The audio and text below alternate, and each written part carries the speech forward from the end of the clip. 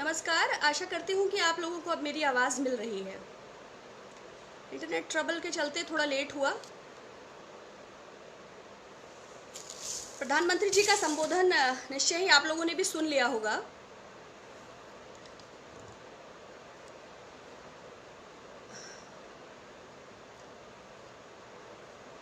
नमस्कार आप सबको। हाँ जेनी, शबनम जी, मैं माफ़ी चाहती हूँ, आज कुछ ट्रबल हो रहा है इंटरनेट में। तो आशा कर रहे थे कि प्रधानमंत्री जी फाइनली ताली थाली, आकाश से पुष्प वर्षा और कोरोना नामक प्रकाशोत्सव के बाद लगभग 50 दिन के बाद, 50 दिन पहले जब ये लॉकडाउन बिगिन हुआ था तो कोरोना संक्रमित लोग कुछ संख्या में थे। आज वो संख्या बढ़कर 71,441 हो चुकी है, जिसमें 2000 से ज़्यादा लोगों की मृत्यु हो चुकी है। तो but too little and too late, but finally कुछ पैकेज। मैंने भी दूसरे या तीसरे लाइव में, जबकि मैं कोई इकोनॉमिस्ट नहीं हूँ, मैंने इस बात का जिक्र किया था कि प्रधानमंत्री जी को जापान ने जिस वक्त डिक्लेयर किया था जीडीपी का 10% अपनी राहत पैकेज की घोषणा करनी चाहिए।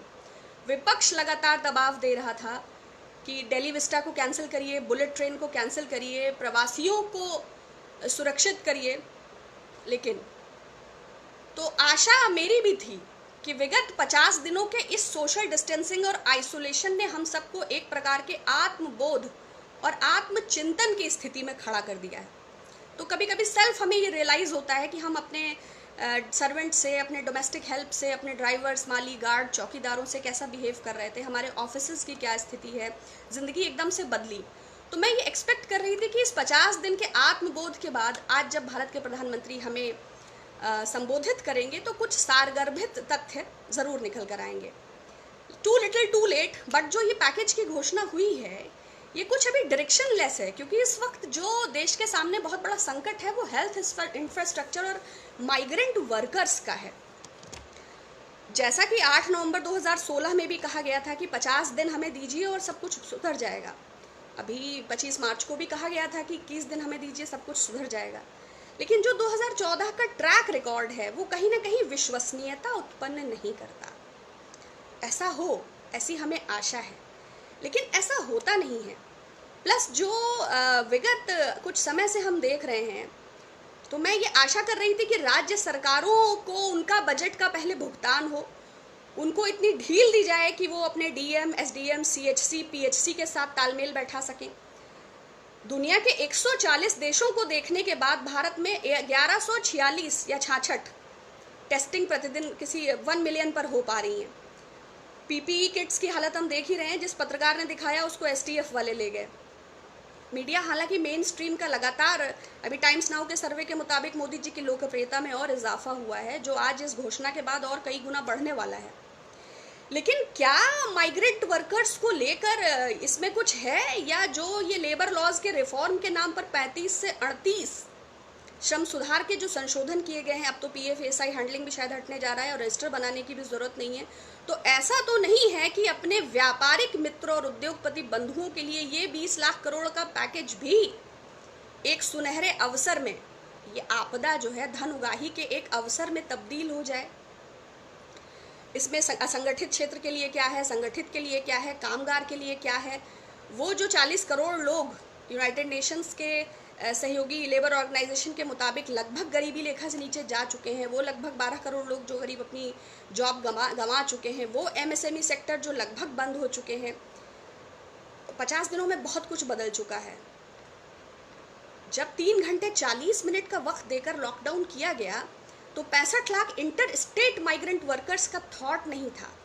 मगर जब वाइन की शॉप्स ओपन की गई तो 48 आवर का टाइम दिया गया था। उसमें कोई सोशल डिस्टेंसिंग और 2 गज की दूरी का भी शराब की दुकान के बाहर कोई मानक नहीं था।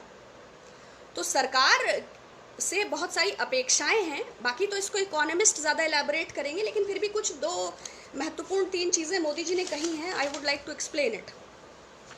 पहला तो संवेदना उन्होंने व्यक्त की है, थैंक्स गॉड।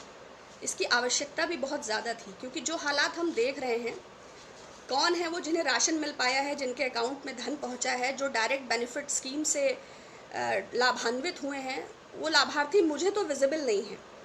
आत्मनिर्भर भारत, अभी कुछ दिन टेस्टिंग किट और पर्सनल प्रोटेक्शन इक्विपमेंट्स का, मास्क का इतना अभाव हो रहा है, तो अब आगे क्या हो रहा है। आपदा एक अवसर है, इसमें कोई दो राय नहीं है। 16 लाख सरकारी कर्मचारियों के 6 से अधिक भत्ते भी इस आपदा के बहाने से खत्म कर दिए गए हैं। जो लगातार काम करते हैं अब उनके लिए भी, और श्रम सुधार के नाम पर मजदूर वर्ग के साथ जो अत्याचार हो रहा है उस पर तो हम अभी बात करेंगे। एक अतुल सूद इकोनॉमिस्ट है, उन्होंने डिजास्टर को इस गवर्नमेंट की कैपिटलिस्टिक अप्रोच के लिए एक अपॉर्चुनिटी, एक गोल्डन अपॉर्चुनिटी कहा है।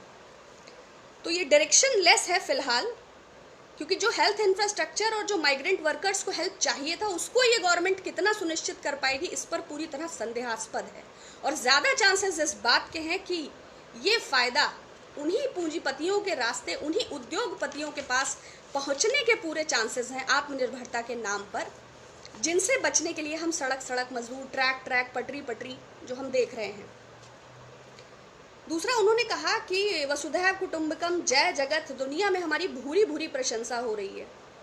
एग्जैक्टली हो तो रही है, क्योंकि यूनाइटेड स्टेट्स के उस कमीशन ने भी हमें सीरिया और पाकिस्तान के लिस्ट में शामिल कर दिया है। और विगत 2014 के बाद जितनी लिंचिंग्स भारतवर्ष ने देखी हैं उतना विगत 17 वर्षों में कभी देखी नहीं गई।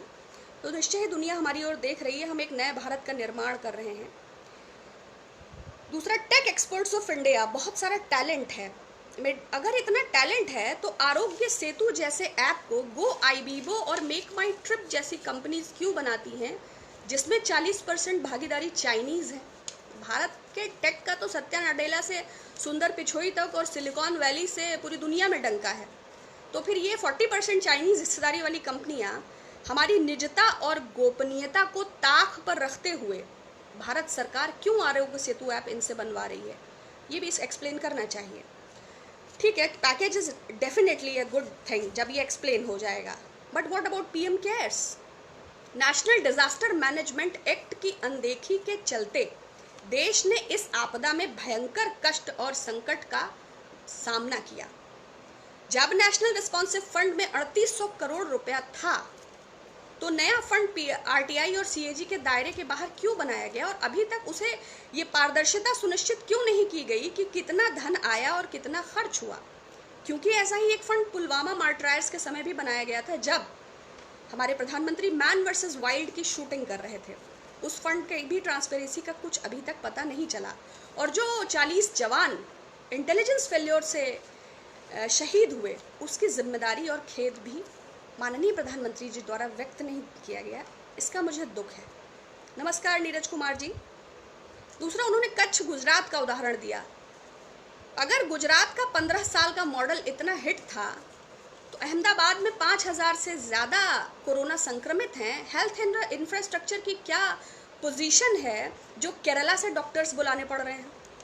अभी इसी अहमदाबाद में 20 दिन पहले मैंने अपने लाइव में बताया था कि अहमदाबाद के एक हॉस्पिटल में स्वास्थ्य मंत्री के कहने पर दोनों समुदायों के लिए अलग अलग बेड्स लगाए गए थे। 600 अलग समुदाय, 600 अलग समुदाय।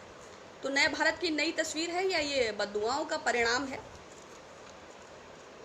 तो कोई सैलरीज वालों के लिए या संगठित असंगठित के लिए या माइग्रेंट्स के लिए या पुअर्स के लिए या लेबरर्स के लिए या वेज वर्कर्स के लिए या ठेले रेहड़ी पटरी वालों के लिए या जिनके पास Aadhaar card, ration card, Antyodaya card जैसी सुविधाएं नहीं हैं उनके लिए, या जो हजार किलोमीटर पैदल चलने के लिए विवश हो गए उनके लिए संवेदना तो व्यक्त करनी थी। पैकेज आपका जब 5 किलो राशन नहीं पहुंचा तो देशवासी आप पर ये कैसे यकीन करें कि ये पैकेज उन तक पहुंचेगा?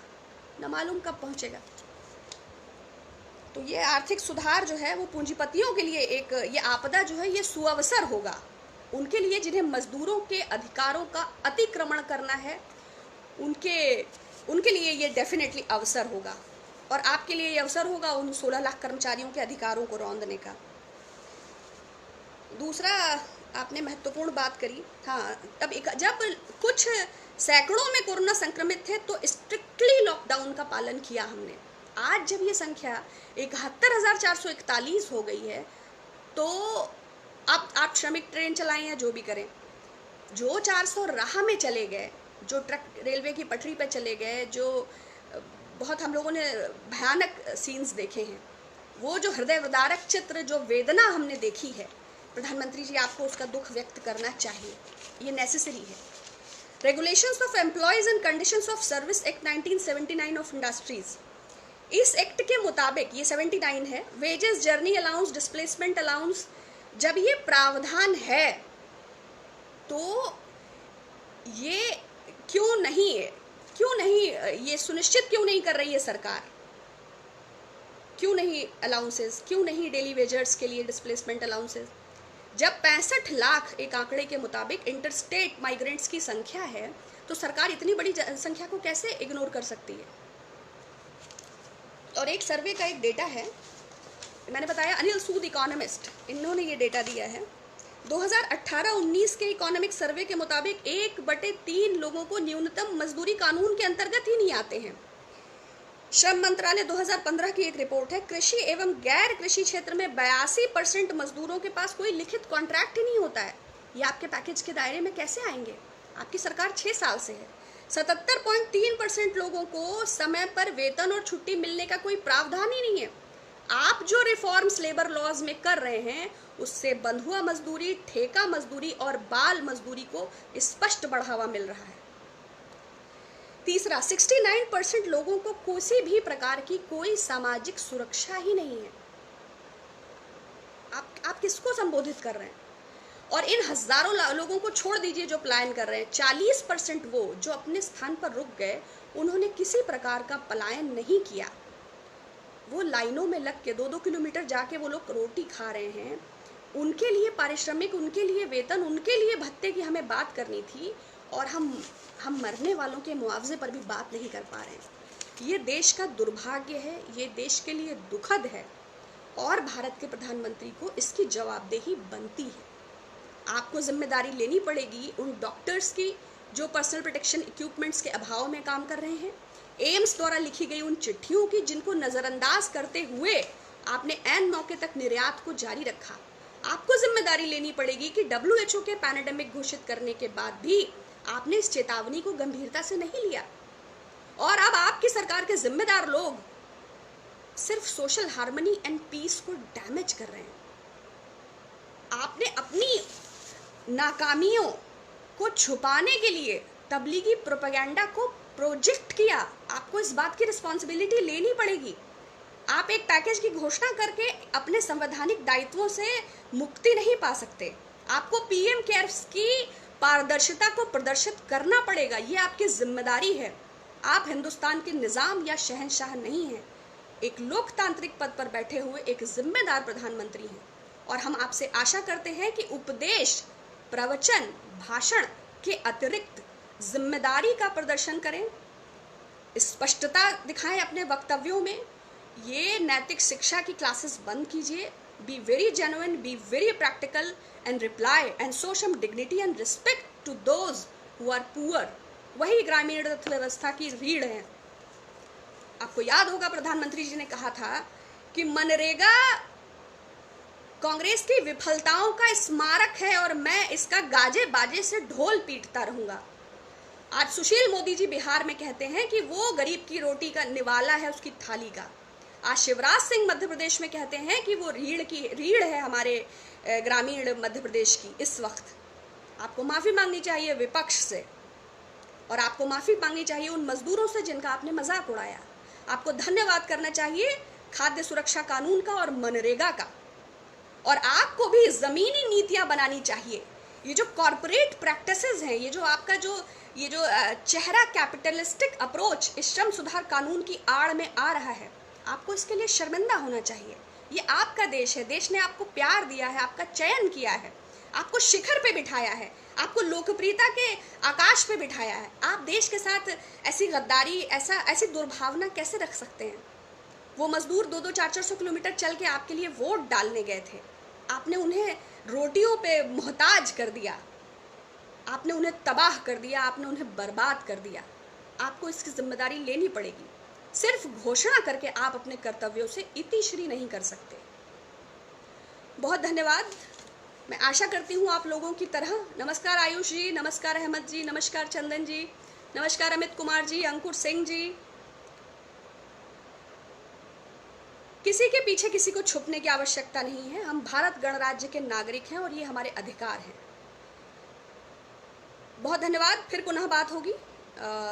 तब तक के लिए बहुत शुक्रिया।